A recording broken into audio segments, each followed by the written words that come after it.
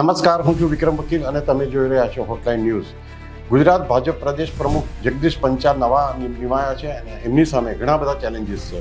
ખાસ કરીને CR પાર્ટીની લીગસી એમણે જાળવવાની છે, એટલે એમને ટેન્શન વધી ગયું હોય તો નવાય નહીં. સૌથી મોટી ચેલેન્જ એમને માટે છે સંગઠનમાં જે અસંતોષ હતો, જે લીડર બોમ્બ ફાટ્યા હતા અને એને કારણે CR પાટીલને પણ થોડું ટેન્શન થઈ ગયું હતું. એમાંથી જે સંગઠનમાં ખાસ કરીને સૌરાષ્ટ્રમાં જે અસંતોષ છે એ એમણે ડામી દેવો પડશે. બીજી વસ્તુ ફંડની વાત છે.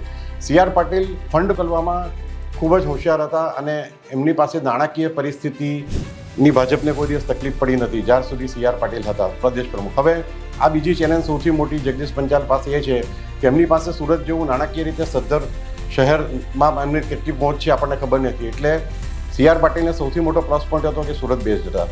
ત્રીજી સૌથી મોટી ચેલેન્જ છે કે સંગઠન અને મંત્રીમંડળ વચ્ચેનું જે રેપો છે એ કેટલો જાળવી શકે છે. CR પાટીલ અને ભૂપેન્દ્ર પટેલ વચ્ચે ખૂબ સારા રિલેશનશિપ હતા, એટલે કોઈ સંગઠન અને સરકાર વચ્ચે કોઈ તકલીફ નહોતી થઈ. એટલે આ ત્રીજી ચેલેન્જ જગદીશભાઈ માટે રહેશે. ચોથી ચેલેન્જ છે કે સામાન્ય માણસ સુધી કઈ રીતે પહોંચવું અને અદના કાર્યકરોને કઈ રીતે ખુશ રાખવા, એને માટે પણ જગદીશભાઈએ બહુ ખૂબ વિચારવું પડશે અને સ્ટ્રેટેજી નક્કી કરવી પડશે. અને પાંચમી ચેલેન્જ, સૌથી મોટી ચેલેન્જ એ છે કે જે કોર્પોરેશન અને નગરપાલિકાની ચૂંટણીઓ આવી રહી છે એમાં ભાજપને કેટલી હદે વધારે સફળતા અપાવે છે.